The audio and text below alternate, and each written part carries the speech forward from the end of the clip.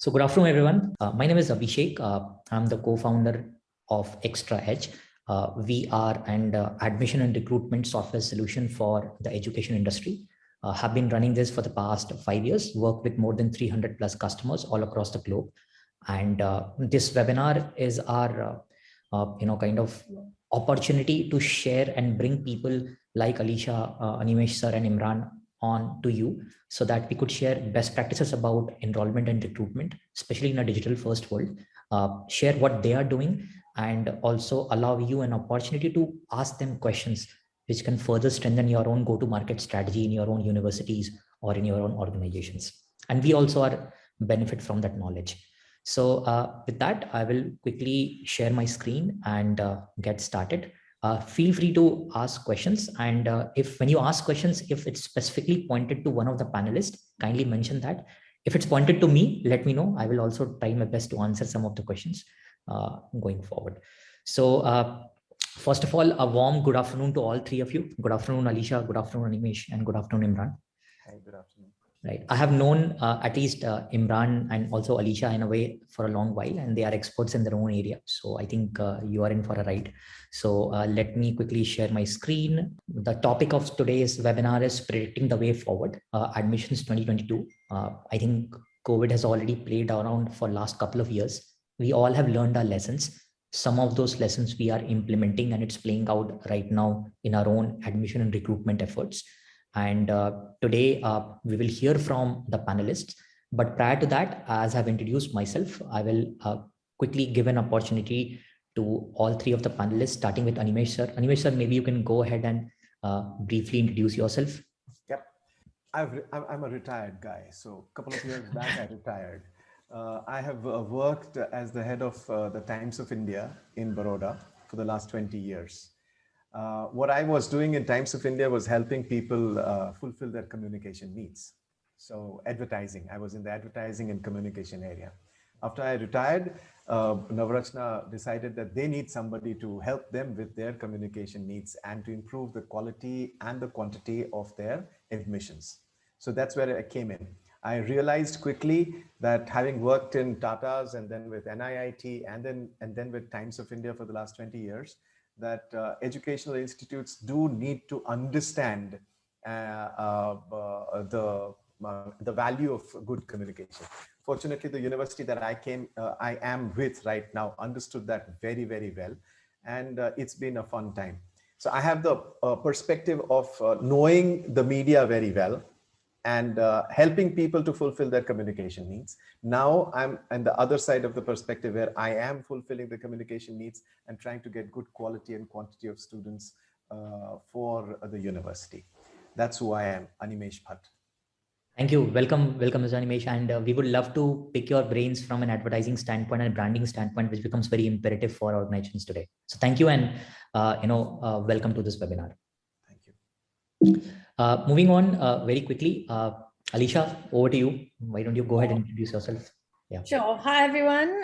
So I'm Alisha. Just a little background about me. I studied at Harvard University. I graduated studying psychology, economics. I've been running, and I'm the CEO of Oncourse. So I've been running Oncourse with a couple of my co-founders for the last 12 years. So we essentially focus on, helping students study abroad. So kind of applying for their undergrad, postgrad, MBA, also with test prep, so SAT, ACT prep. So essentially, hopefully the perspective I bring will be one of sort of an international education abroad perspective and sort of how it's changed in the last few years, especially comparing, say, pre-COVID and post-COVID times. So yeah, I'm happy to be here, and thank you for having me. Yeah. Thank you, Alisha. And I think the audience would really love to hear that when it's like a globalized world where the go-to-market strategies are probably the more same digital across the world. So what we could bring from maybe Western recruitment teams from an Indian context is something that we would really love to talk to you about. Thank you for being with us. Right, Imran, over to you. Hi, Abhishek. Thank you for inviting me for another webinar. And this is me, Imran Kapadia. I'm looking at digital marketing technology at Skilltech University, where I think the newest and the youngest university in Bombay in a sector which is kind of new. Skilltech is a new domain for the universities. Highly promising sector, been around in education for about 8-9 years now. But overall, I think 20 years plus. I think what I've seen in the last 20 years is how technology has been transforming, and how the adoption of technology has been transforming. So happy to talk about it through the next 1 hour. Yeah, great. Alisha, Animesh sir, thank you for being part of this. Happy to see you too. Yeah. So what I will do, I'll get away from this presentation. So the good news is that that's the presentation. That's about it. We don't have any slides today. So I think it's a open discussion, and I think I'll open with the thought and with the comment, probably starting with Alisha. That Alisha, we have spoken so much about pandemic, pre-pandemic, post-pandemic. If you and I speak from a perspective of the learnings have also been played out last year, and you also have some empirical evidence of what is working in recruitment and what is not working in recruitment, right? So maybe why don't all of you take a couple of minutes each to talk about distant learnings post-pandemic, and what has been currently, what is not working, right? And what is right now working, and what are the new things that are working? And probably we'll deep down into it, but maybe a couple of minutes of bullet down on the new recruitment trends, right? Last year as compared to last year and this year. So maybe you can talk about that, Alisha.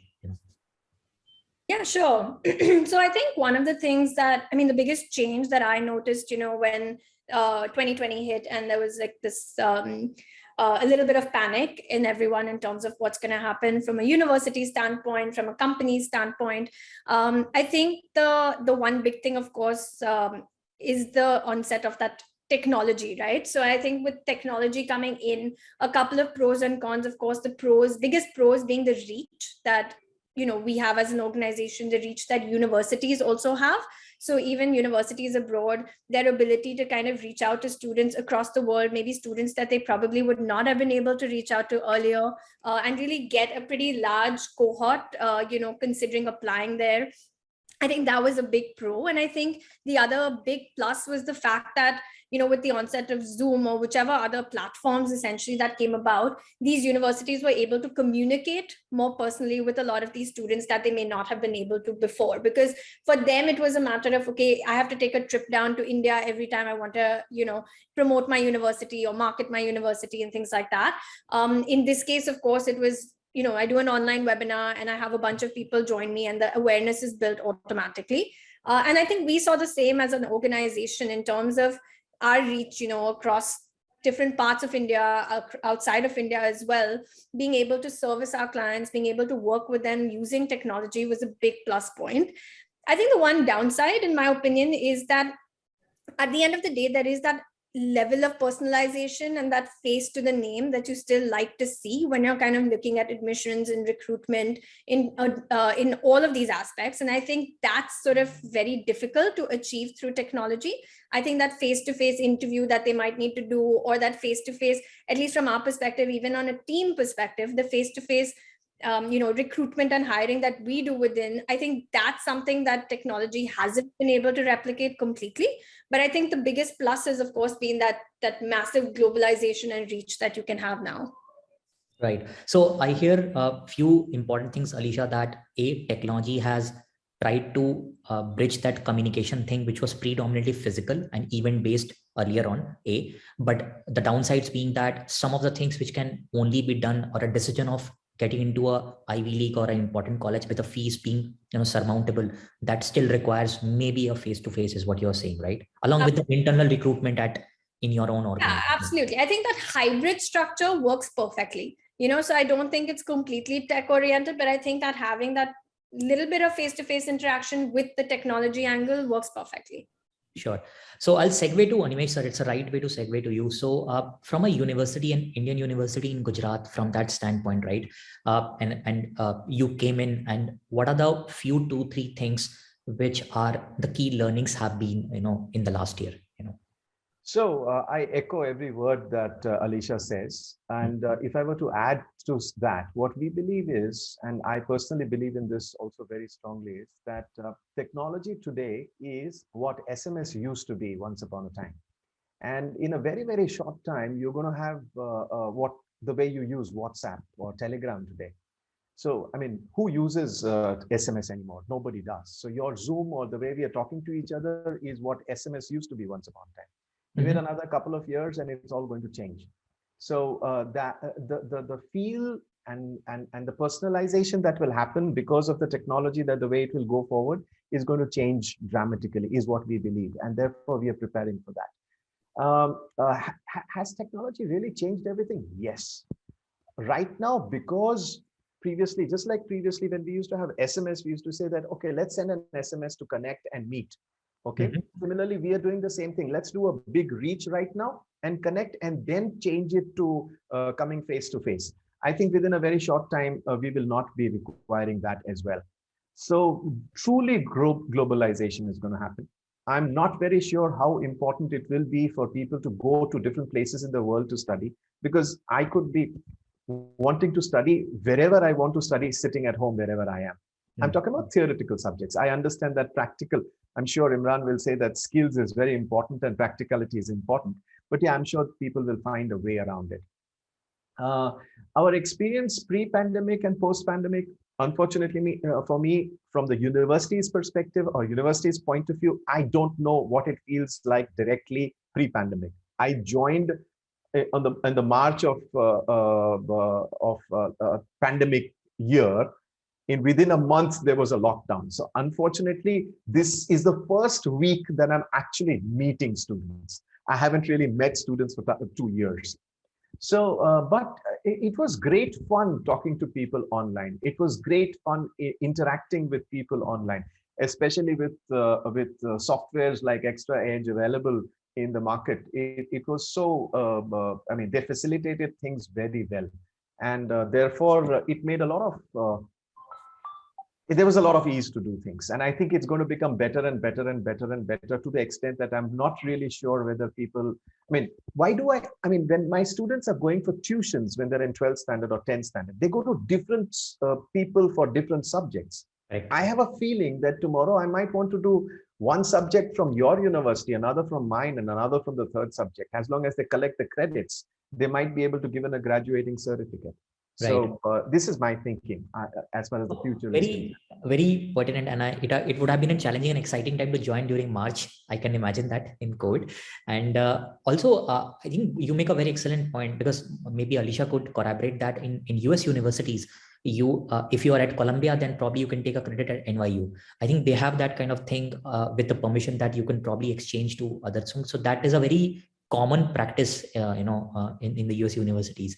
So moving that to Imran, do you, you graduated to become a university this year, Imran, if I'm not wrong, right, from ISDI, and design has been a very practical and empirical, kind of subject where you go collaborate, talk and collaborate, right? So from a recruitment perspective, what has been quick learnings which you implemented and they are bearing fruit, and some of the things which did not work and failed? So maybe talk about both of them.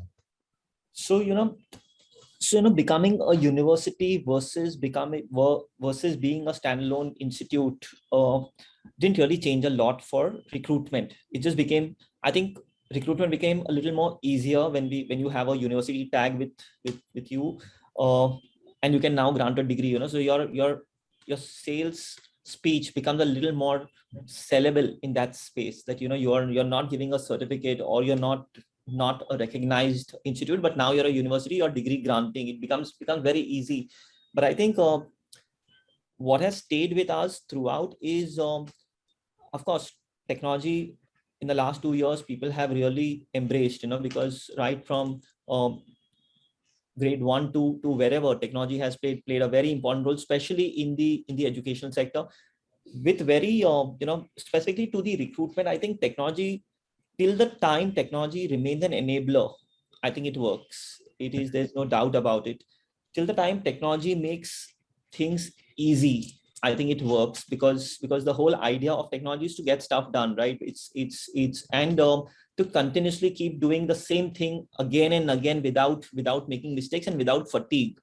I think till the time we make technology as an enabler and easy to adapt, it makes sense. The moment you complicate stuff, and what happens with us is that we we have access to so many things that, sometimes we complicate it for our prospect. Very true.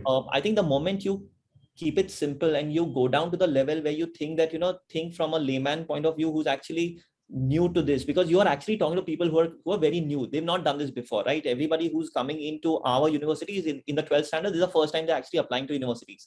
What we do is we put ourselves as a customer. We forget that the customer is a 16, 17-year-old guy or a 17-year-old girl who's actually confused between 10 people chasing them. The moment you make it simple for them, make it easy for them, I think that's where I think we have to declutter. Technology is making it, and the most important with technology is uptime, because technology comes with a drawback of downtime. So the moment the moment you eliminate downtime, I think it's a win-win. Easy, simple, that's what we've done. In the last 2 years, we've realized that the more easy the communication is, the more simple, the more direct it is, the easier it is to win the business. I mean, there's no formula to it. I mean, right. You talk to a 16-year-old like a 16-year-old, you win the business. I mean, that's how easy it is. I think we forget, and there's so many of us. What we do is we actually look at what everybody else is doing, and we try to do what somebody else is doing. In the process, we complicate for that young kid who's already confused. Right. No, I think brilliant point, and that is exactly my second part, which I would want to start with, Alisha. That these terms Gen Z, the 16-year-olds, 18-year-olds, right? So who are they? I mean, we know who are they, but how do they think for UG versus PG? Probably I'll take a course on Coursera or Code Academy and skip this year and think about next year. My parents were like, do engineering, and I'm a kid of 90s, so I went directly to engineering. So talk about these millennials and more Gen Zs as a matter of fact, Alisha, and paint it with a picture of that. What happens when they are choosing between going abroad and staying in India? Because a lot of people in the audience are part of the Indian admission recruitment systems who have joined in, right? Few of them are from study abroad too. Talk about how do the student and their parents think through this collective wisdom of making a choice of staying in India, going abroad, the fees and the arbitrage of fees versus, good quality education. So how do you think about this ideal customer profile, right? Who wants to stay in India and goes abroad? Talk about that and what works for them, what communication works for them. I think at the start, I think the current set of students that exist are firstly way smarter than what I was when I was their age, right? Because the kind of awareness that they have, the kind of exposure that they have, right, to courses, to talking to people, to reading, different news outlets. Back in the day, of course, it was a little bit more structured of, okay, you would possibly do engineering or possibly go into business or law. So something more vocational. Now the kind of options that exist are super vast, right? So I think firstly, they're all extremely intelligent and way ahead in technology than any of us are. So I think that's one point to start. But I think in terms of the mindset of going abroad versus staying in India, a lot of that comes from two things. One, which is that little bit of peer pressure saying, okay, everyone else is applying, so I also do want to apply. But I think more importantly, the reason that a lot of these kids are considering or want to consider going abroad is that, depending on the country also, that little bit of flexibility of curriculum and that independence that they get with it. So, one of the things, of course, we talk about is a lot of this education, like Animesh said, as well, that it can all be done online. So the kind of content you're learning can be done across different colleges. It can be done on Coursera. It can be done on different platforms. But the kind of that meeting and networking that you have with people from around the world, the kind of work that you might do, hands-on work that you might do with a professor, that's sort of the draw towards the education abroad and why sort of people are willing to pay that premium amount for it, right? Of course. So I think a lot of it's a combination of both.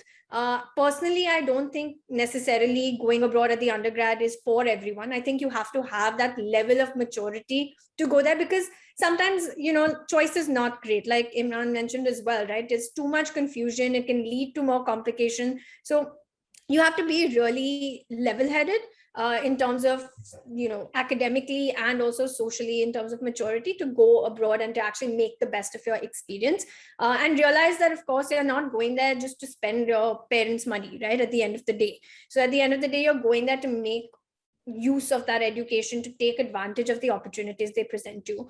I think on the postgrad level, it's very different. Postgrad, I think it's still, people are still thinking the way they did maybe a few years ago, right? You're going primarily for the purpose of study. You're going to upskill yourself in terms of a particular area that you want to focus on. You're going to potentially try and get your job. You're potentially going to try and, if you're doing an MBA, maybe jump up a little bit on the corporate ladder or whatever it might be, right? So that's a totally different market, a totally different audience. I think people who usually go for their postgrad are going with that very specific intent. Sure.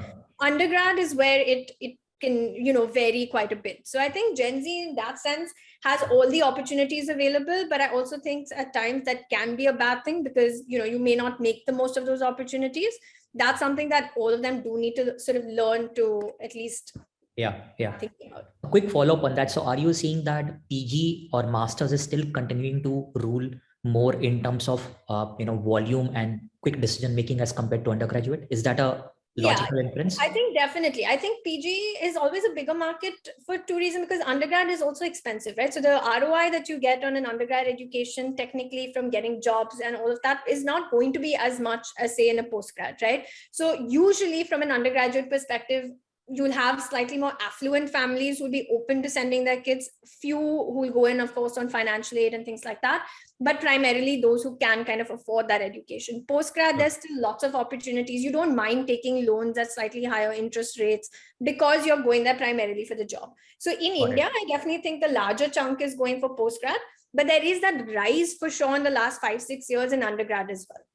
Great. So Animesh sir, maybe you can paint a picture from an Indian university's perspective, and maybe you can bring in that when you bring tenets of brand and communication from a world of journalism into your brand communication, especially for a university in Gujarat, then how has been students' behavior? Especially, it's always a competitive environment, Indian universities, where kids have quite a few choices, right? So what has been your learnings as far as your ideal customer profiles are concerned and the kids who come to you? So I'm convinced about one thing, the word that Alisha used, ROI. And there was a research which said that if you're not studying in one of the top 50 universities in the world, the ROI is definitely negative, unfortunately. So if that is the case, then everybody needs to do something or the other to ensure that the ROI is better, whether it is other than the top 50 universities in the world. You're talking about wanting to get a better ROI than you're already getting. Now, this is the thing that needs to be explained to people. Yes, there are a lot of parents and students who think that they need to go out of their city or their state because they need to get independent and they need to network with people. But that is secondary. The number one thing that anybody is going anywhere is for the quality of education, because that's the primary. Nobody is going to ask you what are the kind of friends you have when they're looking for a job for you, giving you a job. So they need to know what are your learnings, how well you're educated, do you know what you have studied? When you have a degree and if I ask you 3 questions about that degree, are you being able to answer that to my satisfaction? So that's what people are looking for. And if one is able to provide that, then it doesn't really matter. People in Oxford stay in Oxford to study in Oxford. I mean, they don't need to go out, So similarly, if we are good, people will stay here. What we've found in the last 2 pandemic years, or what I have observed in the last 2 pandemic years, fortunately, was the quality of students who stayed back in India because they couldn't go out of the state or out of the country, and they chose us. The quality of our students improved. Nice. And we've also found that the quality of the students has improved, and we've suddenly now getting the kind of inquiries that we're getting now is also from better quality. So maybe that this was fortunately a tipping point for Indian universities, that people stayed back and good quality students studied over here and found, oh man, you don't really need to go out to study undergrad levels at least. I agree with Alisha that unfortunately in India, not all places have got excellent postgrad places, and it probably might be worth it to go abroad. There are pockets where there is excellent post-graduation education in India as well. But mostly people need to go out. But it's all about ROI. It's at the end of the day, it's all about ROI. Right. I have a feeling that the future for undergrad students in India is going to keep improving. at least for the next couple of years, until the fad of no pandemic being there and it is okay, and then peer pressure starts and everybody wants to go abroad, take loans and go abroad.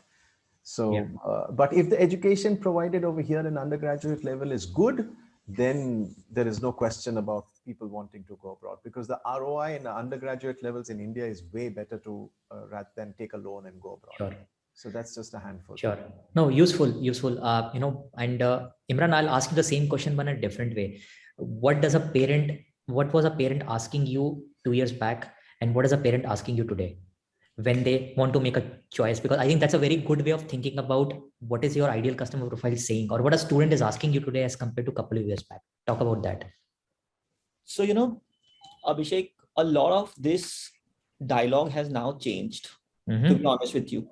When we were in 2013 and we were, our first intake was on, in 2013, we were new into the design education. The stream of design education by itself was new. A lot of parents would come a lot. And, back in those days, parents would come and ask about what is design education, because within design also we had 4 offerings, right? You had product, you had communication, you had interior, and you had fashion. In the first year, obviously, we never had any discipline that they had to choose. It was foundation or the first year studies. And then in the second, third year, they would actually, in the second year, they would actually make a choice. In the third year, they would get confused and switch a choice. In the fourth year, they didn't know what they were graduating into. So there was a lot of confusion in the parents' mind. So a lot of parents would come and ask.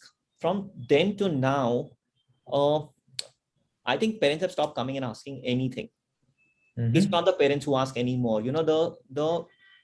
There's been a transition that now the customer is directly asking you questions. When I say customer, I'm saying the student himself is asking you questions. The parents are actually going with the informed decision that the student has made. I think that is the transition today. From the parents' point of view, the parents who are in the city of Bombay, they don't have any questions per se. The questions that actually come are from parents who are not in the city, and they're not educational related questions at all. They're not worried about the choice that the student has made or the option that the student has chosen, because it's their kid, right? They believe in their own kids now. The questions that they come are about the city, about different things which are not even education related. This is about safety and security of a young kid moving into a city like Bombay. So, so we had back in the days, we had a lot of collaborators who are here. Is it legit? Is it not? What is going to be the jobs that you're offering? How will my student get master opportunities or, transfers, exchanges, whatever? Today, with 8-9 years of delivering the promise that we actually set out to, and it's all right here. We've got students who've got masters in LSC. We've got students who got masters in UAL, everywhere, Parsons, everywhere. Now we don't need to sell this to them. They're actually seeing this. They're actually seeing this, hearing this from the market itself. Now it's no longer about education. It's about holistic education, because now what we've also started saying is that you're not coming to us to study fashion design. You're not coming to us studying interior design. You're actually studying design. You could actually specialize into fashion, but you could lead into fashion stylistic interiors, for example, so it's holistic. I mean, we're not even saying UI UX. We're not even offering a course in UI UX, but we know that programs like product design or programs like strategic design management at undergrad level are actually creating UI UX designers who are actually solving problems for communities and people at large. So people have understood. I think parents have evolved in the last 9 years. Parents have evolved. They no longer decide for their kids. There are very few who do. Still there is a lot of handholding, but I think students by themselves are very smart to take the decision today. They're very sure. And the good thing about the School of Design is that they come to us and they say that, what, I don't know which other school to go to. If I want to study design, I don't know where to go. If it's in India, I don't know what to choose. So, if you don't give me admission, I don't know what else to do. You tell me which is the next one which I should choose. So we're in that space right now. We're very happy to be in that space, to have our own kind of we're enjoying that space right now. Very, very few parents actually come with questions, not even with fees. I don't think they're even bothered about. They obviously want to be financially well planned in that sense. But I think students by itself, because first year students are making money today. There's so much opportunity for students there. I have students in the first year who are actually doing social media for me. You know, Right. so they manage to earn their living, and once in Bombay, they all know their ways out. Right. So Yeah. there's a lot of confidence that has come into, and especially with there's only one question that parents and students come with, that, you know, if we enroll for a 4-year program, are we going to have 4 years of offline campus studies or no? Because, you know, now people want to be out, people want to be in a classroom, and we've actually opened doors. We're seeing this, that we, and we also want students to come, right? We have a campus where we don't want online, we want offline, right? So Yeah. we're more than happy to open our doors. The problem is with those 1-2 year courses that we run, because what happened in the last 2 years is that you took admission for a 2-year program and you never came to campus. You actually you got in and you graduated out online, right? So you never felt the essence of being on campus. That whole essence was missing.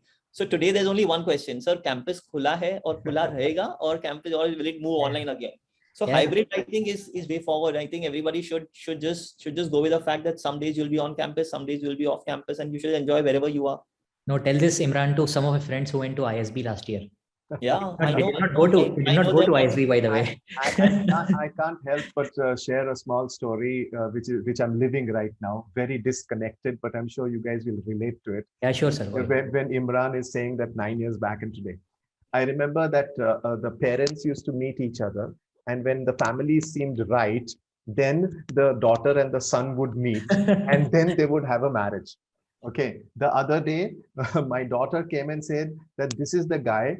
I have met his parents and they are very nice. I want to get married to him. And the guy came to me and said, nice meeting you. Millie, my daughter has met my parents and they are all fine. So both the kids had met each other's parents and they were all very happy. And then eventually they arranged a meeting between the two parents. And my daughter was telling me, Dad, behave yourself. Don't be naughty. Please be serious. You're meeting them for the first time. You go to keep relations with them all your life, you know, etc.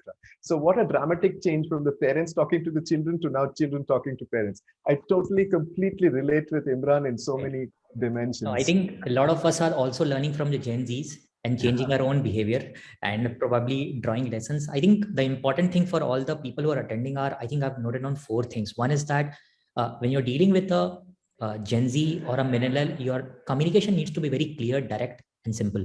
I think that's very, very important. It has to be different what it used to be earlier, especially when there is a bombardment of online content that is coming to them on a regular basis sitting at home. I think that's a very important lesson that we have drawn.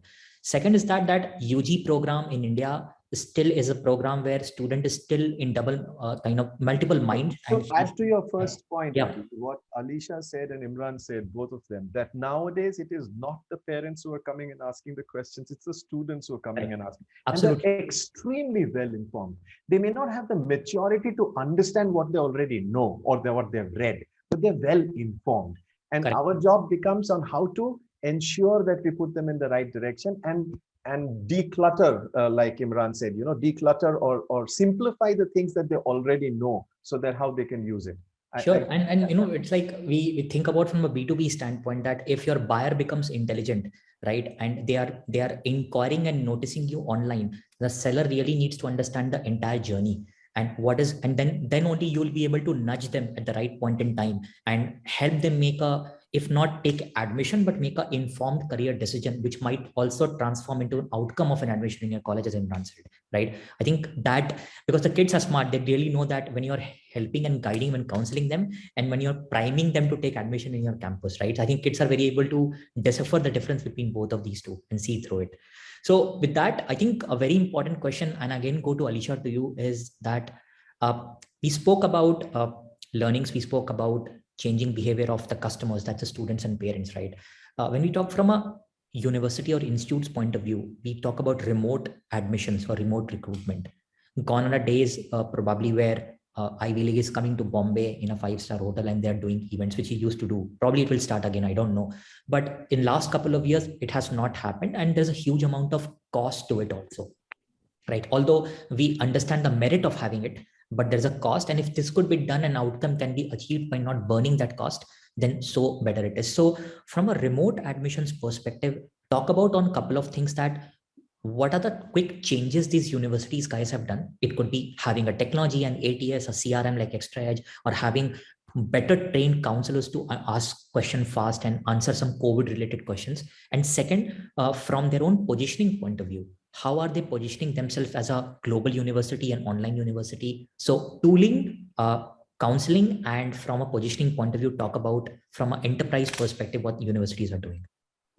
Yeah, for sure. I think what the biggest change for these universities is exactly what you mentioned, right? Which is the fact that they used to have pretty large budgets to come to India or go around the world to do their in-person meetings, to do a little bit of promotion and marketing, to kind of have their kids come in, and that they would do maybe twice a year, essentially, you know. So sometimes towards the end of the recruitment cycle, where they're trying to get admitted students to, you know, lure them in to kind of choosing that offer, and then at the beginning of the admission cycle, where it's giving them more information about the university.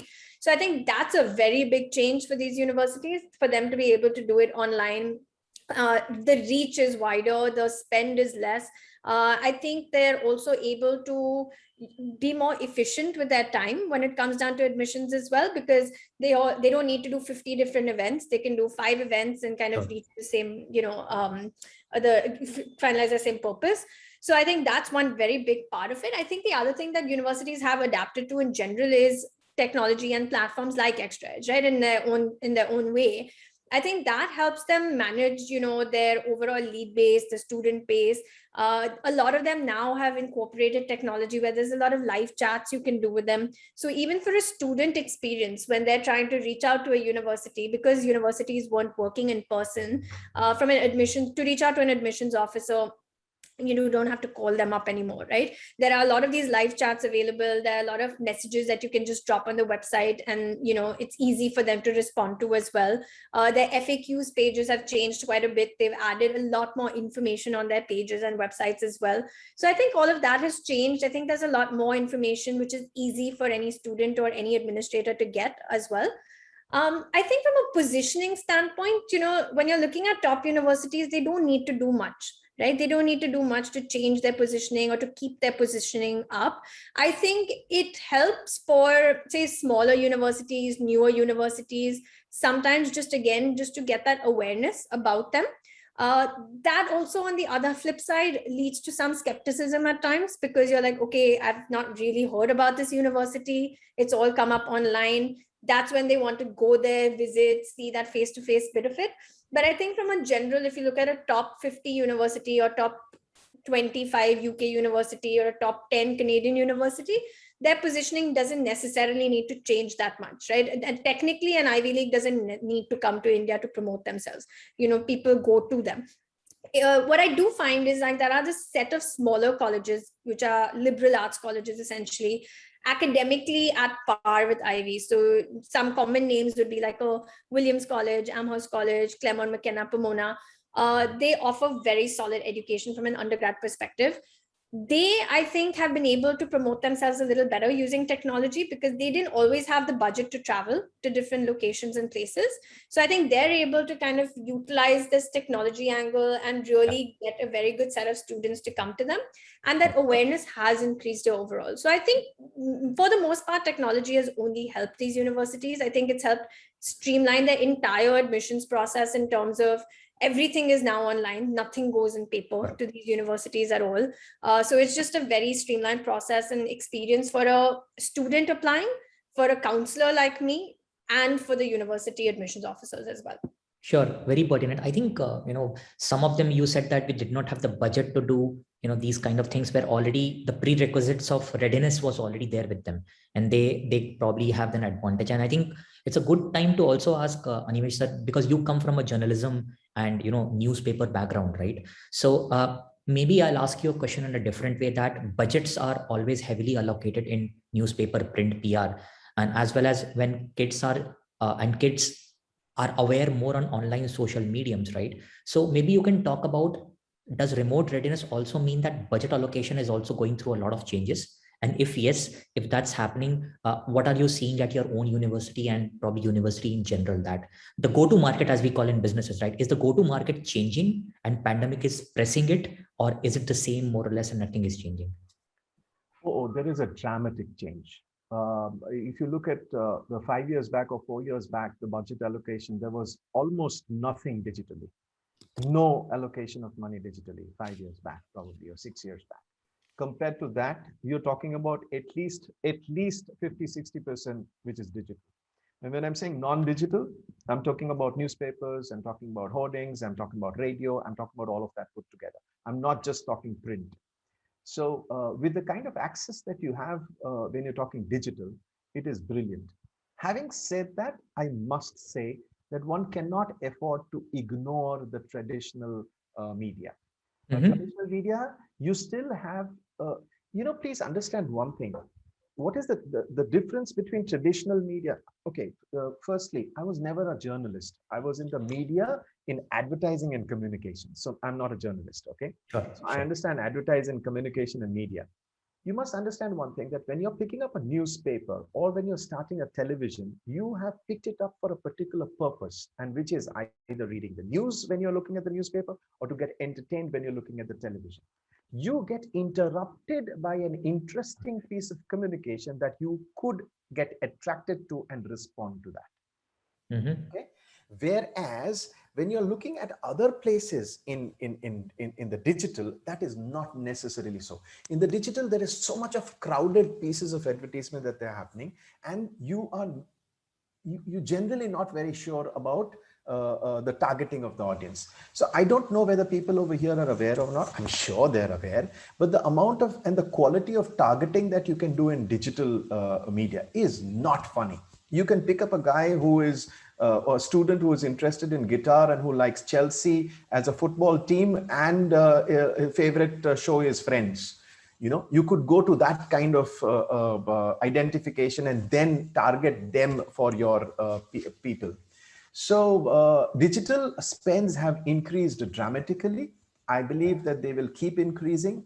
However, to say that you can do away with traditional media, though it is expensive and you cannot really evaluate what is the kind of exact response that you're getting the way you can with digital, you cannot do without it yet. Though your backbone remains non-digital in India for some time at least. So Animesh sir, let me also ask a question. So can we at least on a 30,000 feet level say that more than 50% spend is happening on digital today of the whole budget? Okay, last 2 years, definitely yes. Got it. This coming year, post-pandemic, how it is going to pan out is yet to be seen. Sure. I think last 2 years, you didn't have people coming out. You didn't have people getting so many newspapers. You had people more consuming so much more of screen time. Whereas this year, you can already experience that your screen time compared to when you were at home or when there was a lockdown or you couldn't move out or you're working from home, the comparison is significant. So if your screen time has reduced and it has gone elsewhere, then your communication also has to go elsewhere. Yeah.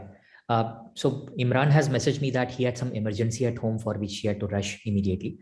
So I have just wished him all the best, and which means that you guys will get probably more screen time, and probably I'll ask you a couple of more questions. So please bear with me. I also think that to continue with what you're saying, digital, what the difference with digital that has happened is that yes, the reach has increased so much.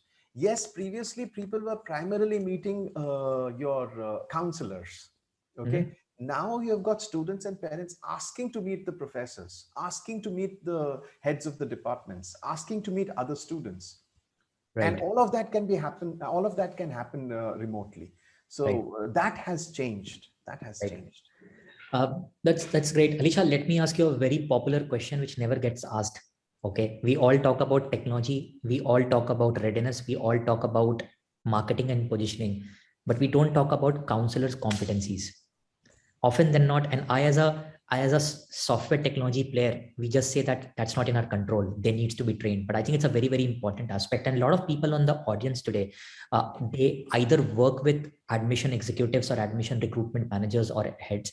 So the kind of questions from a buyer is changing, from a Gen Z and millennial changing. The counselor or admission executive also needs to be very fast in terms of her own competency, especially if she's selling a program which ranges between 15 lakhs to around a couple of crores, right? Maybe. Then talk about that. What at Oncourse are you doing to ramp up or retrain and reskill your counselors? Because our 7,000, 6,000 users are these counseling, executives and admission counselors and admission team members. So some of the tips or some of the things that you're doing to reskill, retrain them, is there a program there, how the program looks like? That would be very useful coming from you. Yeah, I mean, I think that's where, in a way, I think technology has really helped in terms of training, because at least from our perspective internally, what we do is we do pretty much training sessions for our counselors pretty much on a monthly basis, or we run a training boot camp. I think the great thing is a lot of this is now recorded. A lot of this is available online. So for especially for us, any new hires that come in, it's very easy for them to get onto the same page very quickly, right? You don't need to completely invest that, one-on-one time and start from scratch. So I think in terms of training, I think the great thing is that it's all available now in a consolidated place for us. And similarly, the same thing works with admissions counselors, right? Because admissions counselors also have gone through, and I've seen in the last 2-3 years a lot of attrition in terms of admissions counselors moving from one college to another. I think technology has helped a lot with this. Shared documents, recordings, things like that has been great because it's very easy to communicate with someone online. I think in terms of additional stuff that they do, right? Because now, at least for us, the main training is also knowledge in the field. So more than just the application process bit, being able to know what's going on, the newer universities that are coming up. And I think that's the great thing now, because a lot of these universities now have their mailing list. There's so many sessions that keep happening that kind of go across different counselors. And I think the good thing about the education industry is it's fairly tight-knit. So people are open to sharing resources with each other, right? It's not one of those very bureaucratic corporation style where, no one wants to share what they're receiving from, say, another organization or company. So I think that's the great thing, where there's a lot of, I guess, collaborative work that's happening across companies as well. And I think that helps training, right? Because at the end of the day, as people in the education space, you're constantly learning from each other. Then in India specifically, there are hundreds of new universities that are slowly popping up, different courses. You need to be trained on different types of different career options that exist now. And I think, again, having online courses for that is great, because not only is it available to students at 16, 17, it's available to us as adults as well. So being able to really understand what is AI and what is machine learning and what is the use of that in different fields, you can actually just do a 2-hour short course on it and you'll be able to be trained on that. So I think it's just kind of made that knowledge bank so easily available that it makes training a lot easier for us. So Alisha, follow on before I go to Animesh sir. So what are the few resources that you would recommend, along with what are the skill set areas for an admission counselor that you would recommend that? So what are the skill set areas first?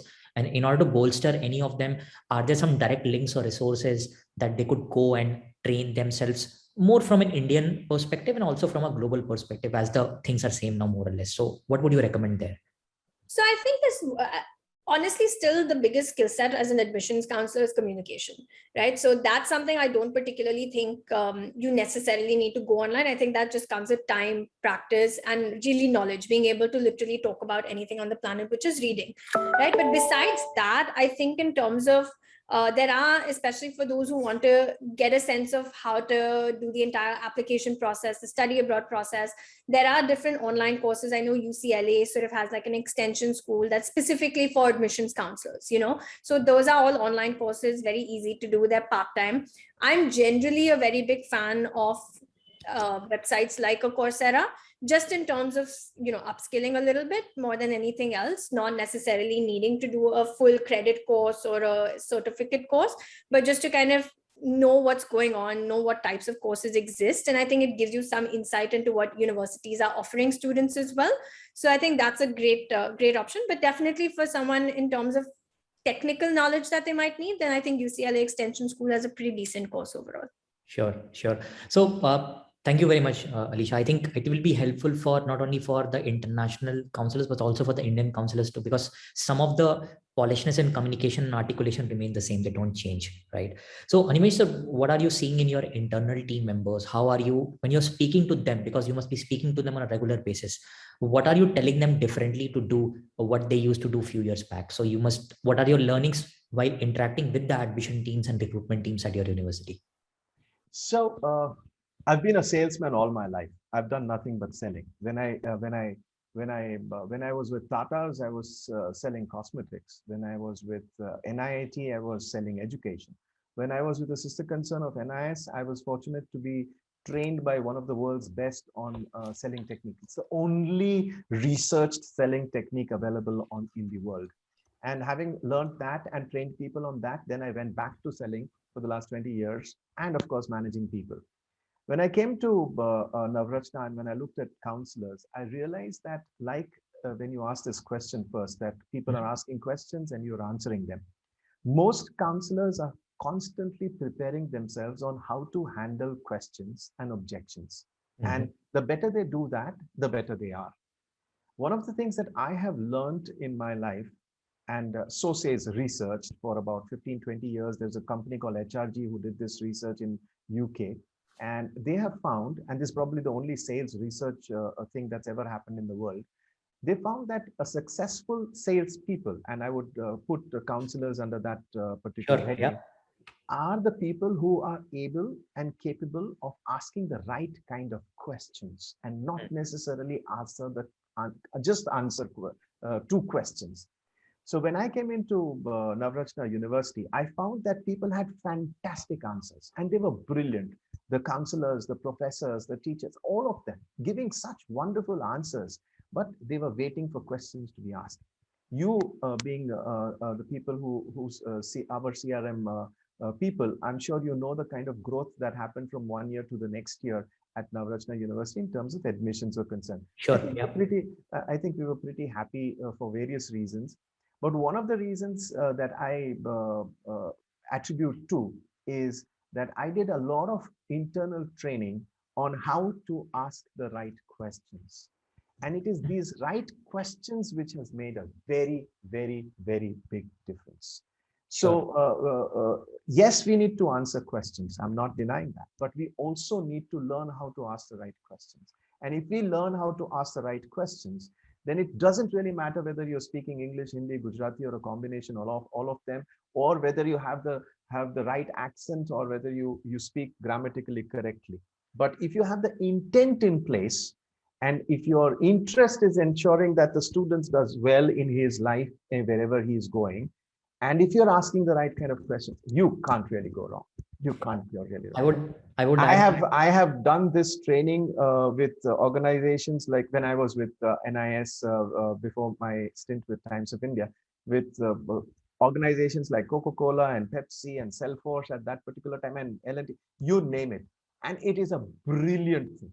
And to learn how to ask the right questions is so important that it's not funny.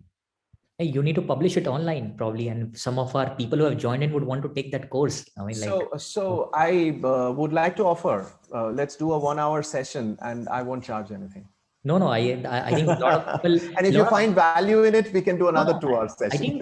I think people will not mind paying as long as they clearly see a direct correlation between their doing their jobs better and I think you're absolutely right. I mean, asking the right questions, because we work with institutes and we work with counselors and we see that like they are reactive but ready, but at times they are not proactive and wise. You know that they need to be, and the beauty is the kid on the other hand is proactive by nature and he's like supervise. So I think matching to his speed is one very simple funda in life. If I'm going to give you advice like the way I'm giving right now, you're not going to like it. Yeah. However, if I tell you that, tell me something, how did you manage to get into Extra Edge? And what are the things that you're doing over there? You're going to be very excited to tell me about it. And the more you tell me, I will find places where I can ask you questions regarding that. Yeah. And I will help you to make an informed decision. So is it possible to sell? No, it is not possible to sell. So don't even try it. Then what are you doing? You're trying to help people buy right. It's the other side of the coin. But if you have that perspective and thinking, it makes crazy difference. I have experienced it all my life and I'm so sold and so convinced about it. Right. I think that's a great point. And, you know, we are coming to the end of the webinar. I have a last round of questions for you. Then we open for audience questions. So Alisha, that's for you. That a lot of people who have joined today in the audience come from admission recruiting as a profession. Either they're heading it, they're part of it, they want to start a career, or even if they're part of university, they're involved in indirect or direct ways to it.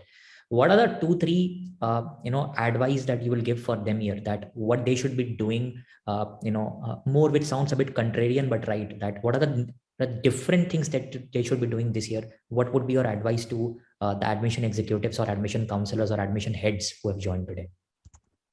Yeah, I mean, I think one, definitely, it's super in this kind of today's day and age. I think there's a lot of competition in whatever you do, right? So even in terms of universities, in terms of whether it's a company you start in a different space altogether. So I think it's super important to deliver a very clear message in terms of what you are trying to achieve, right? So I think Imran mentioned this earlier as well, which is, don't try and be the jack of all, if you're specializing in one, just very clearly bring about that message to the people that you're trying to recruit or get, whether it's students or whether it's parents or whatever it might be. So I think that master of one and jack of all bit, right? So I'm a big fan of just being that master of one. So focus on that for sure. I think the second thing is I feel like in this kind of space, it's still important to have that little bit more personal one-on-one into, that kind of interaction. But I think using technology as an enabler is super important. So I think it's a combination, like I said in the beginning, that hybrid bit that really works well, because you can get a lot of reach through your online means.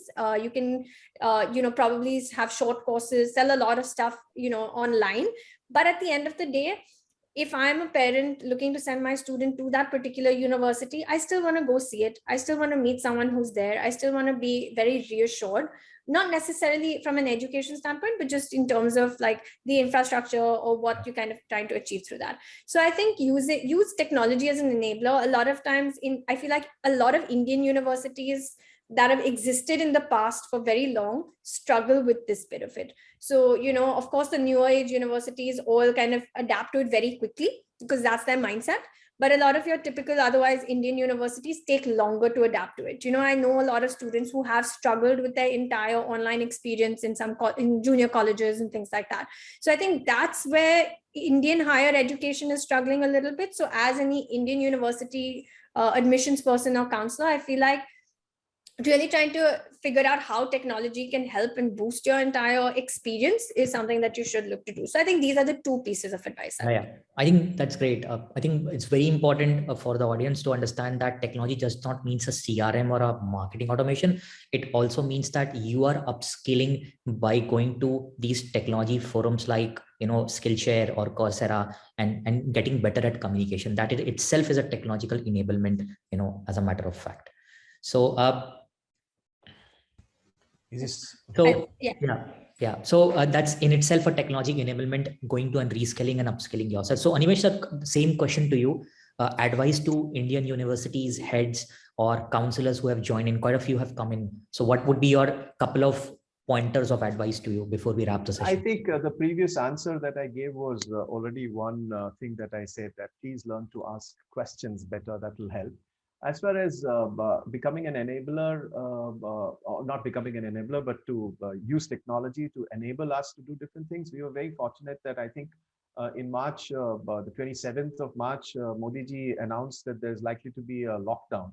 And that was, I think, a Friday or a Saturday or a Sunday. But one day, immediately the next 2-3 days, Navrachana University was prepared to go ahead and go online. So maybe it's one of the new age universities, like Alisha says. Yes, about 10, 11 years old only.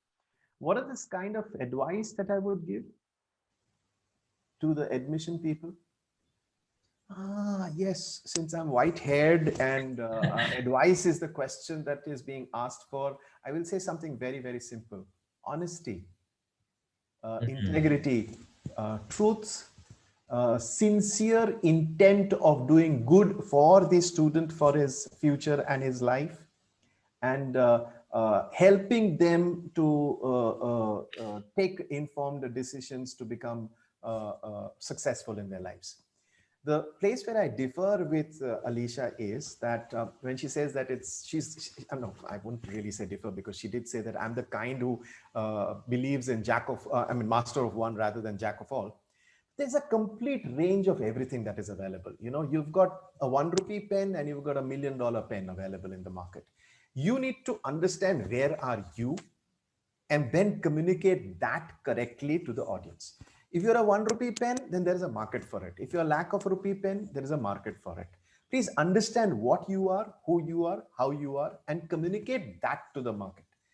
So and when you're speaking to your counselors to talk to the students, just ensure people love honesty.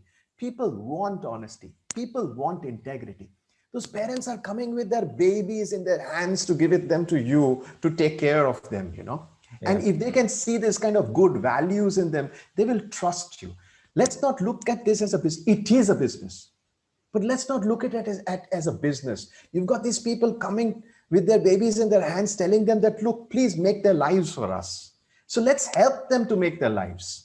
Let's do whatever is required. I think if this honesty, this integrity, this correct intent, if all of that is in place, I mean, I've had parents who've come and asked me for admissions, and I found out that the student is not right for this particular place. I've advised them to not come to our university and say it's a mistake. You can get admissions, but I think you've made a mistake. They've gone elsewhere and they're happy, and they've sent me 5 other students who were the right people. Very nice. So I think it works. There's nothing, all my 35 years of experience in sales, communication, and marketing, I have realized one thing. I have, except for once in my lifetime, I have not missed a target. And I have realized that what works for me is honesty, integrity, correctness, and having the intent to help the other people do what they want to do better. I need to help them to achieve their objectives. If I can help them to achieve their objectives, it works. It always works. And ask the right questions. Just do not focus on having all the answers in place. That is hygiene. That has to be there. Right. But also learn to identify who is in front of you and ask them the right questions. I think that is what I would suggest. For advertising and communication, I could go on for a whole day, so I will not talk about that. No, we probably will catch you up for another session on asking the right questions. So you're not going away anywhere. So we will do that. But I think I really like what you said, because in an age of trust deficit where we live in, I mean, honesty and sincerity and giving the right answer is like a competitive advantage, because you saw all the other people are trying to sell. And mostly, and until they realize that if you can offer that then that becomes a competitive advantage for us. So that's the reason why I say that don't sell, try to help the people buy, and buy right. Right. So I think we are running out of time. There is a quick question here. I think maybe Alisha, you can take that somebody has asked. Atul, I am a part of finishing school at Training Institute under Skill India. We provide industry-oriented courses in mechanical engineering with like fees, good placement. My question is, how the ROI calculation can be presented to students? Maybe Animesh sir, you can take that because you brought the ROI thing up. And Alisha, you can also provide some thoughts on that. How do a ROI calculation can be presented to students? So first and foremost, is there a good ROI? I'm sure there is. That's the reason why you are charging them the fees that you're talking about.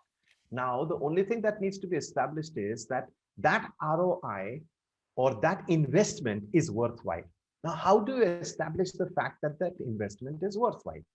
The questions are very simple. I mean, since you're talking ROI, let's talk ROI. Mm-hmm. Would you be interested in keeping your money in the bank and getting 4%? Or would you like to put it in a mutual fund where if you put it correctly over a period of time, the chances of you getting more than 8% are very high if you invest it correctly. Now, I can show you that there are so many people who have done this, and therefore it is likely that it is going to happen in the future. Past performance is no guarantee for future, because that is your investment. You as an individual is different. So what you need to establish is ask them the right questions. That here, this is the kind of investments that have happened. These are the kind of jobs that people are getting just because they are presenting themselves better. When I'm getting 5 people from an engineering background as a graduate, and all of them have the same percentage, and all of them seem to be having the same knowledge of the school, 12th standard percentage, same graduation percentage, everything is the same, then what is it that is going to make me decide as to who do I pick? Absolutely. Yeah. What is going to make me decide is who do I feel comfortable with? Who is making me feel happy about talking to them? Yeah. Who do I feel that I think is got the right value sets that connect with my organization's value sets? Now that is all about the finishing school. The finishing school is teaching you how to present yourself, how to talk, how to communicate, how to be polite, what are the right gestures, what are the right postures, all of those things is what you're doing. Is there a value to it? Now, is that an investment for getting a lot of value for the whole of your life? Like my father used to keep telling me that I used to be a very naughty brat in school. I failed in my final year college miserably. And I made the mistake of calling up my dad and saying that, Dad, you don't send me pocket money anymore. I'll make my own ends meet and I will pass and then we will talk. And unfortunately for me, my dad said, okay. So I really don't know how to make money. You know, I was still in college in those days. I'm talking about so many years back. I went to a restaurant and worked as a captain who was taking orders for people. And I was told that you can't shout at them. I was told that you've got to say, yes, sir, whatever happens. And my dad kept telling me all my life that you calm down, you became polite, you could speak properly, you could listen to people because you spent that 1 year in a restaurant taking orders from people. Right. That was one of the most invaluable experiences that I've ever had in my life. Right. I think very pertinent. What I will add to that, Atul, that take this knowledge and your newly joined counselor in first couple of months, is she able to, or he able to articulate that or not? I think that's equally thing. I mean, we can do all strategy, but if the lowest denomination in an organization is not able to deliver that with same quality, then the whole thing probably fails at the bottom. So this is something that I use the word same conviction rather than quality. Yeah. I mean, language is not important. Same kind of conviction. Yes. So another question Vaibhavi has asked is that any advice, thoughts of the top institutes, PG, where the counseling doesn't really play a role, but branding does? Maybe Alisha, you can take that. So yeah. I mean, I'm not sure in terms of advice, but overall, I would say at a lot of the top PG institutes, the one thing I would suggest, and this is just the Indian mindset overall, right? Where they're going again for their postgrads so that they land a good job or they're able to kind of connect with good companies, things like that. So I think relationship management between the institute and, different organizations, I think that's one. And I do think while counseling doesn't play a big role, I think it should.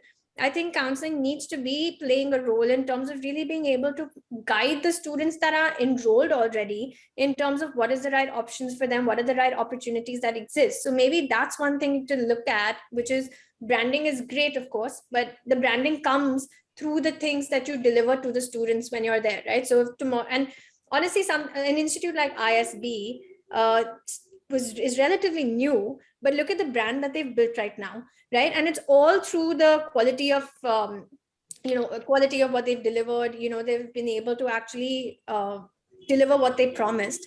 I think that's where the counseling needs to come in. So maybe branding and counseling in that case is sort of linked in a way. I don't know if that answers that question very well, but that's just a thought that I had. Sure. So I think we have really run out of time, and Imran had to unfortunately, leave. But I think it was really amazing. A lot of things that you have told us seem so obvious, but it's so unfortunate that we still don't do it. So I think my biggest learning, and I am on the technology side, Alisha and Animesh, and I keep on seeing people like you working and performing and things like that. What I also feel that keeping things simple and realizing that the kid is smarter on the other end, and you need to have the core basic first principles of helping and assisting him, enabling him. That's about it. And the whole collateral positioning should be built around that, and knowing what is your unique offering. And if you don't have a unique offering, then behave like that probably we don't have a unique offering. I think something that Animesh sir, you told, that advising a kid not to take admission because he was not the right fit, right? I think so. These are some of our learnings. To carry forward that Yeah. particular answer that Alisha gave was, I think that whatever may be the branding, it is important to counsel, not just to counsel the other person, but to find out whether they are the right fit for you. Absolutely. Just because they can take an admission with me and I don't evaluate them, I could be picking up wrong people, and that's counterproductive to the students and for us both. So it's best to talk to people so that you know that it's a right fit. I mean, once you're alumni, they're going to be your alumni all your life. You can't divorce them. Yeah, and probably it's better to not have them, to have them and they're not feeling good about you. Yes, probably at least that should be the attempt. Become more detractors than advocates, and probably you'll still fail, yeah. but that should be the attempt at all times. Great. So I think on behalf of all the people who are attending an Extra Edge, Animesh and Alisha, thank you very much for being here. I hope I was asking the right questions, Animesh, if not anything else. And I loved it. And I I was enjoyed myself. And the questions, whether they were right for me or not is not important, but whether the questions were right for the audience is what is important. So Correct. if they found that the questions were good enough and the answers added value to their lives, Yeah. I'm so happy. So we generally send out a recording and we compile internally a list of things that have been discussed, like a small PDF, so that people can also consume in isolation, and it's just not a one-time thing. So we try to do that, and at Extra Edge we try to host these things not only from a marketing point of view for Extra Edge, but how to disseminate information which is stored in our own heads, so that a wider audience can benefit. And the right intent always works. Right intent, always. So thank you very much. Okay. Thank you very much. So nice to be with you too, Alisha. Lovely Nice to meeting meet you. you. Thank you. Okay, Alisha, take care. Thank you, everyone. Okay, Bye. bye.